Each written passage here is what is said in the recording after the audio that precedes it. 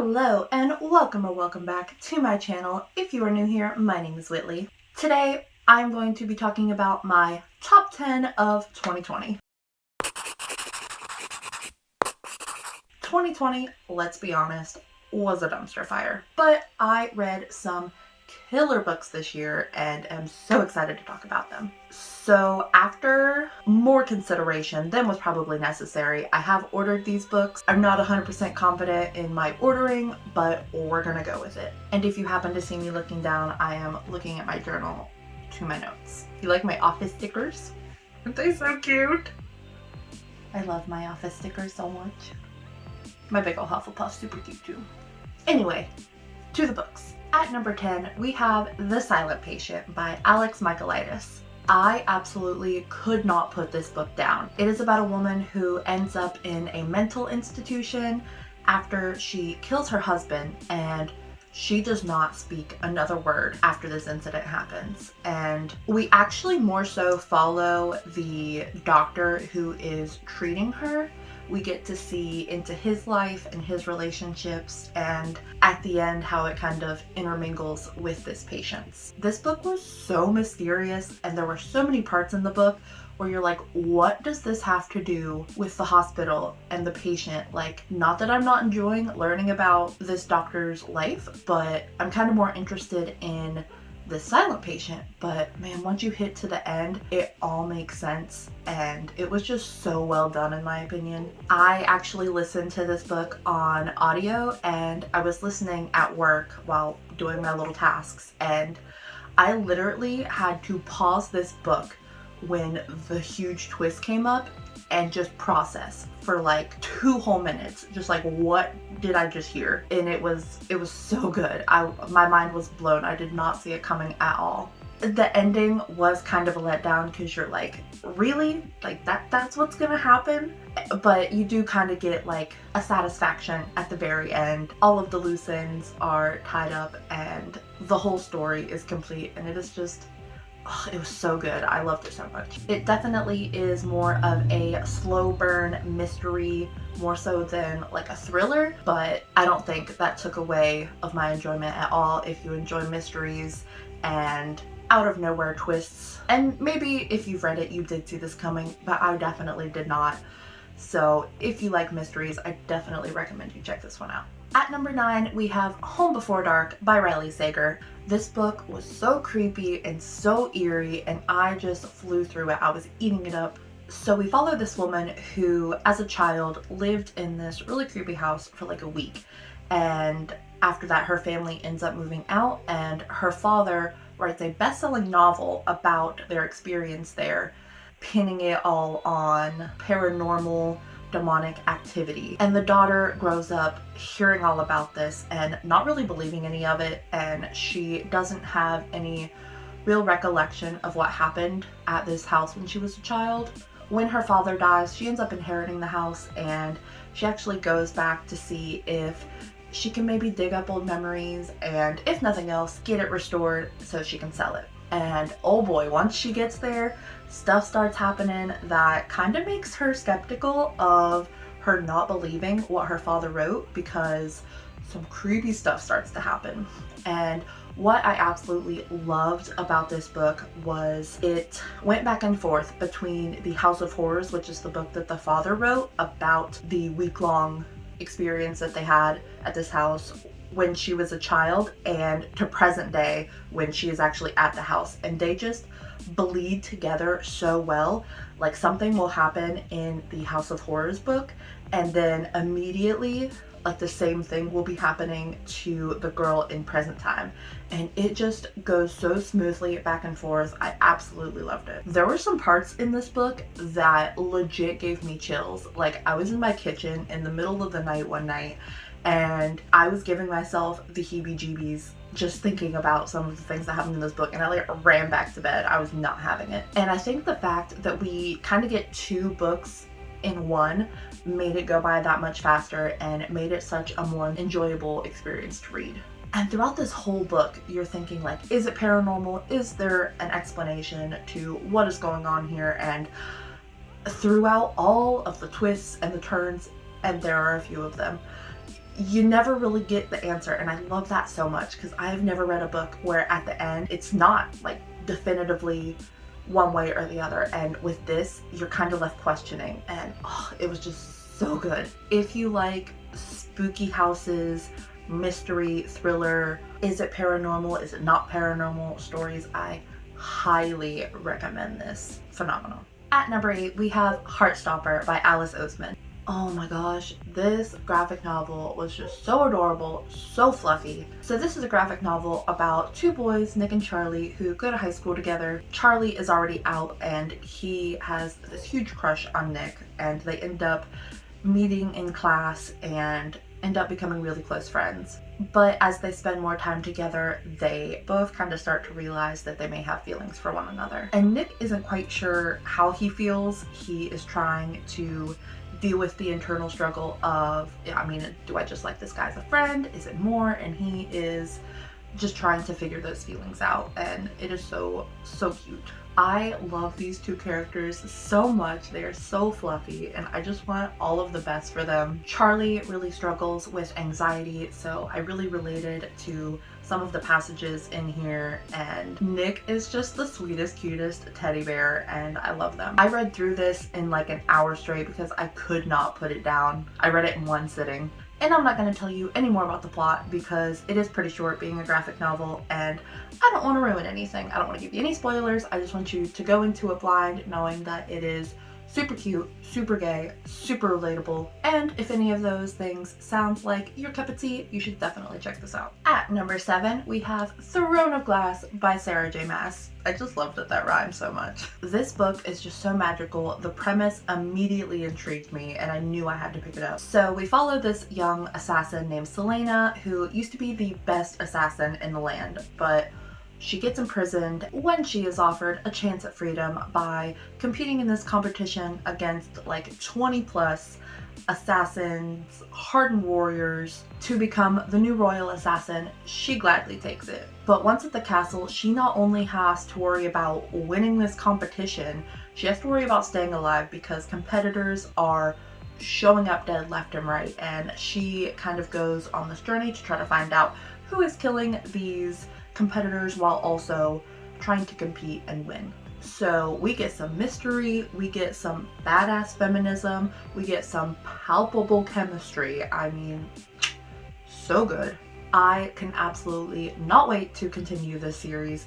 I have never read a series where at the end of it, I wasn't sure who I rooted for. Like love triangle wise, usually by the end of book 1, I'm like, yes, I am team X or I am team Y.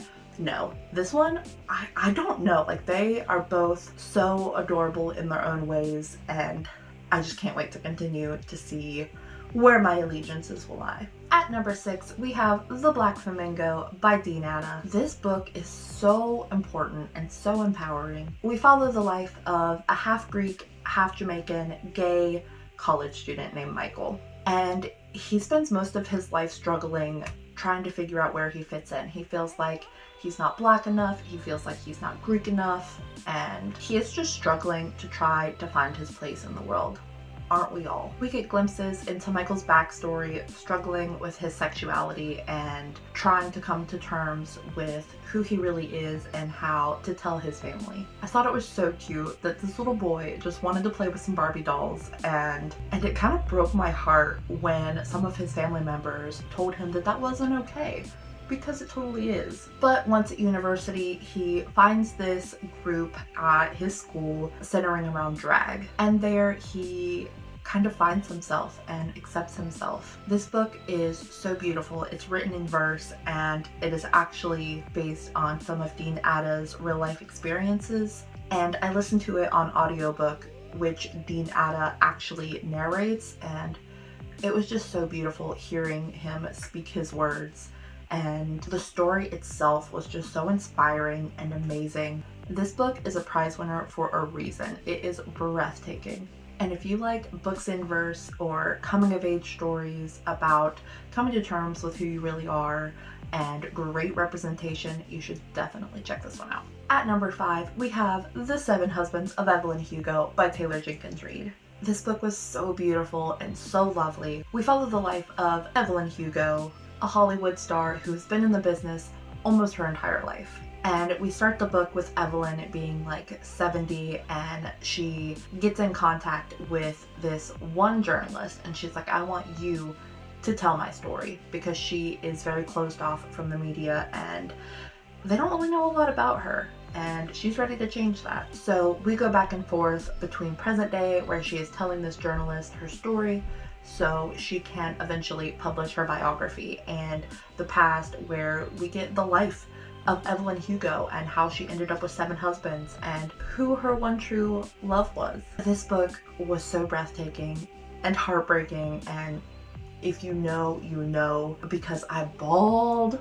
There are themes of coming to terms with who you really are and accepting it, family and love versus building a career, and how there are just so many different kinds of love and how each one of those are valid and special and needed in someone's life, which I absolutely loved, because usually we get the fluffy, lovey-dovey romance, which I am a huge fan of, do not get me wrong, but it was so refreshing to see other kinds of love being explored in this book. And there's kind of this one question overarching the whole book, and throughout you keep asking yourself this, and I won't tell you what the question is because spoilers, but once you get the answer to that question, it is so shocking and unexpected. I did not see it coming at all. I was not expecting this to have a crazy twist, and it showed up and did it. And that ending, my friends, that ending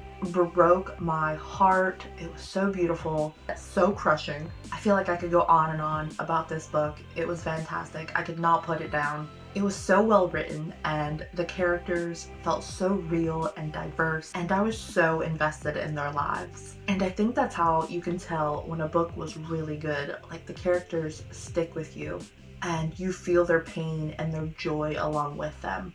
I would definitely like to reread this book physically and tab that baby up, because I read it audibly the first time, which highly recommend. Fantastic audiobook, but I would just love to have it physically so I could write all over it and tab it. It was so good. I still think about this book and these characters, and it's been months. The hype is definitely well deserved, and I highly recommend it. At number 4, we have the Arc of a Scythe trilogy.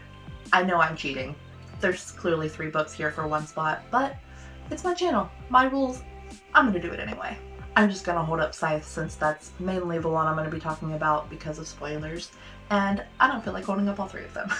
I adored this series so much. There was so much drama. It was so intense, and there was so much drama, and there were more politics than I thought there was going to be, but I absolutely loved that as well. Like, getting to learn about this whole new society of people was so interesting.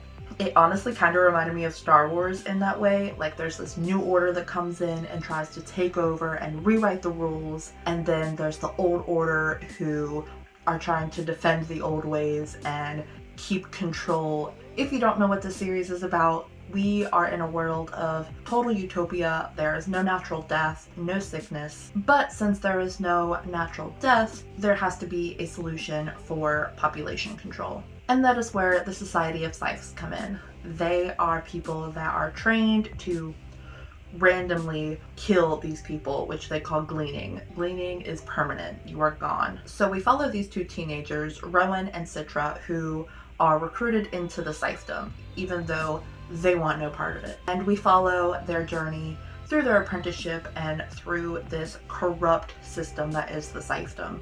It is just so action-packed, full of twists, full of jaw drops, and I absolutely fell in love with these characters and really enjoyed hating a few.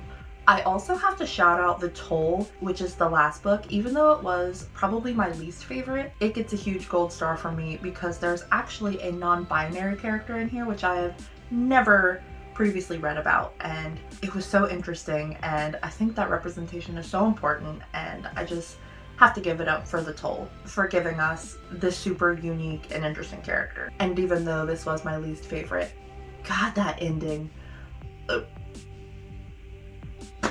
I wish I could tell you about it, but I'm not going to.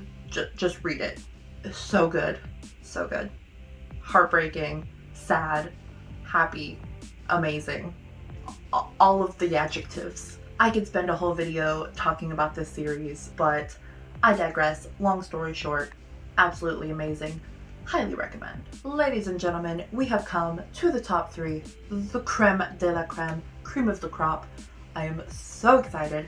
At number 3, we have Heartless by Marissa Meyer. This book was so atmospheric, so soft, so fluffy, so beautiful. So this is pretty much a Queen of Hearts prequel. We follow a girl named Kath who just wants to live her life. She wants to open a bakery with her best friend, and her parents are trying to arrange for her to marry the King of Hearts. Along the way, she meets this boy named Jest, who is the king's jester, and he immediately intrigues her, and there's definitely more to him than meets the eye. And even though she knows that it will disappoint her parents, she kind of starts to fall for him, and she has to decide whether to follow her heart or follow her parents' orders. I read this on audio. It was one of the best audiobooks I've ever listened to. The narrator did such a beautiful job giving each different character such a unique voice. The ending of this book absolutely destroyed me. And even though we all kind of know where it's headed, you don't know how. And you have this little glimmer of hope inside of you that everything's gonna work out. And it really is surprising at some of the things that happens. And it is such a fun journey to see how the Queen of Hearts gets to be the woman that we know her as in Alice in Wonderland. And this just made me love her so much more. Like, I don't care if it's not canon, it's canon in my head. If you enjoy fantastical retellings or Alice in Wonderland or just beautiful fantasy stories, I highly recommend this. It was so beautiful, so well done. Highly recommend. At number 2, we have Red, White, and Royal Blue by Casey McQuiston. This book is so steamy, so adorable. We follow the president's son and the Prince of Wales, who have met a few times through their parents' get-togethers and parties that politicians go to, and they've never really seemed to get along. They kind of butt heads. And the story begins at this royal wedding where they have an altercation that ends up front page of the media. So in order to run damage control, Henry and Alex are forced into this fake friendship. They have to go on these planned outings to kind of show the media that they really are friends, in hopes that this represents the alliance between the royals and the first family. It starts out really tense and them kind of obviously butting heads and getting on each other's nerves, but as they spend more time together, they start to realize that they might actually have feelings for each other and what that kind of means for them being in the statuses that they are. They both have duties and expectations from their families, and they have to decide what is more important to them. I have to say, the banter in this book is phenomenal. Their back and forth was so funny, so witty, so cute, and I loved the banter so much, and that is so important to me in a romance book. I was just living for their back and forth. It was also really interesting to read a romance about two characters that are in such prominent positions, kind of seeing how always in the back of their heads is their family's reputation and their reputation and what the public is going to think, alongside the norm of trying to figure out their own feelings and what to do about them. I absolutely loved the buildup of the plot, like seeing them go from seemingly not liking each other to becoming friends to starting to have feelings for each other and what to do about them, and once they actually do act on them, what the heck to do from there. The only thing that I will say was a little unfortunate about this book was the steamy scenes were so good